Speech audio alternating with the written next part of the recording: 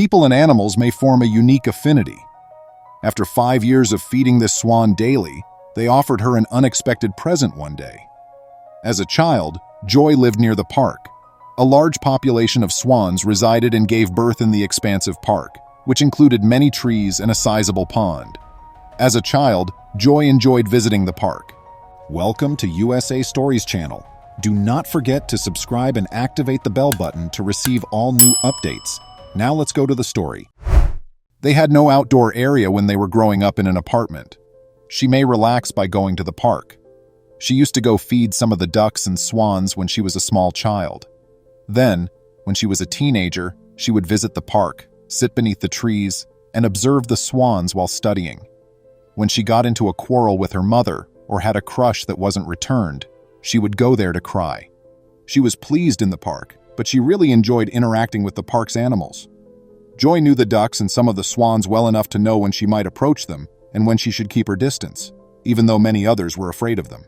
She cherished them.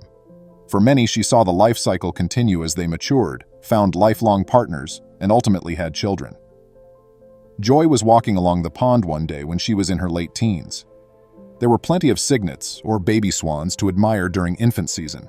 She enjoyed seeing all the newborns, but while walking, she noticed a little infant in the shallow water. It was swimming with difficulty, as though it were snagged on something. As Joy approached, she noticed that the little swan was being pulled by both legs by a fishing line. Everything was by itself. Swans often stay with their mothers for 4 or 5 months, but it appeared that this one's family had rejected it. They must have abandoned it when they saw it was becoming too feeble to endure. Joy began to untangle the baby's little legs after gently picking it up. They appeared so delicate, as though she might remove one without being cautious. The little swan was eventually set free after a protracted struggle. But it was feeble. It was having trouble raising its head. She may have been abandoned by her mother for a long period prior to then. Joy was aware that it was too weak to live if she just put it back in the water. She approached one of the park's caretakers, but they just advised her to return the baby to the water and let nature handle things naturally. Or she might try to care for it at home until it grew up enough to be able to go back to the pond. Joy didn't know how to take care of a little swan, but she wouldn't think about her other option. Thus, she brought the infant home and to the veterinarian. The veterinarian gave her advice on how to care for the swan, what to feed it, and how to help it recover so it could go back to the wild. It would be difficult juggling her university coursework, studies, part-time job, and now taking care of a little swan, but Joy was ready to meet the task.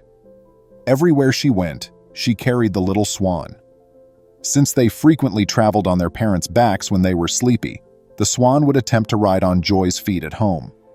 Eventually, Joy made a duck carrier out of an old backpack and stuffed it with cotton wool and tissue paper. In this manner, Odette, as Joy named her, might experience the sensation of riding on the velvety plumage of a mature swan. After feeding her insects for a few weeks, she gradually expanded her diet to include fruits and vegetables. To make sure Odette would never forget her origins or what it was like to live among swans, they would go by the lake as frequently as possible and give the swan a nightly dip in the bathtub. Joy was aware that she would eventually have to say goodbye, since she was growing larger. Odette deserved to enjoy her life as a free swan, and an adult swan may be enormous and not exactly the kind of pet you keep in an apartment. Other swans were beginning to feel like her own. Whenever they went to the park, Odette would begin to socialize with other swans and even fly out into the pond with them. But usually she would return to Joy as soon as the girl tried to get away. Until one day, Odette was in the center of the enormous pond, mingling with the other swans. When Joy phoned her, she didn't answer. To her astonishment, Odette did not attempt to accompany Joy as she began to leave the park. The swan seems to have made the decision to return home and live freely. Joy was concerned about Odette that evening. Could she survive spending the entire night in the park? It was like to letting her infant have her first sleepover. Joy went to the park the following day with some of Odette's favorite cuisine. When she got there, Odette approached her and rested her head on Joy's knees. She consumed the food that was provided, and Joy also shared some with the nearby swans. Once more, however, Odette lingered when it was time to leave. Joy would have to adjust to the fact that she was now at home. Joy continued to feed Odette every day when she visited the park. This was their routine for 5 years. Joy went on to earn her degree and have her own apartment, but she made sure it was close enough to feed Odette and her friends, and yet within walking distance of her favorite park. It was significant since swans usually pair for life, but Odette eventually found a male swan with whom she connected and mated. Despite the fact that both the girl and the swan were moving on with their lives and accomplishing their objectives, their amazing link persisted. Joy continued to be Odette's surrogate mother. The swan would fly over to her every day when she arrived at the park. Because they were more wary, Joy's partner and the other pals would frequently simply stand aside till she brought them some delicious treats. The pond's swans and even some of its ducks would then flock to Joy to claim their portion. She made sure Odette had her fair portion, but she was also delighted to contribute to the park's other animals.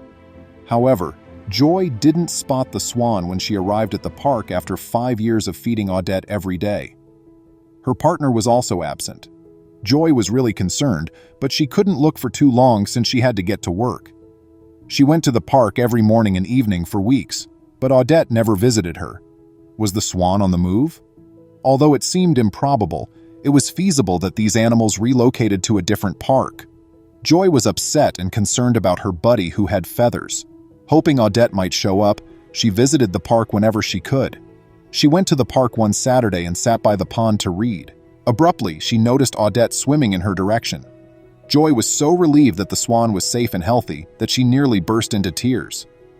After exiting the pool, Odette approached Joy and abruptly offered her a surprise present. Tiny young swans emerged as Odette spread her wings. As though introducing herself to her children, she brought them to Joy. The babies began climbing on top of Joy and moving about her, which was quite out of character for swans. They knew their mother cherished this individual. Joy treasured the memories she was given, but as they grew older, they became less docile around others. She had taken such good care of Odette, and the swan obviously adored her as much as she loved Odette. Please remember to subscribe to our channel, give us a thumbs up, and turn on the notification bell so you won't miss any of our videos. If you enjoyed the tale, the next video that plays on your screen will probably move you too.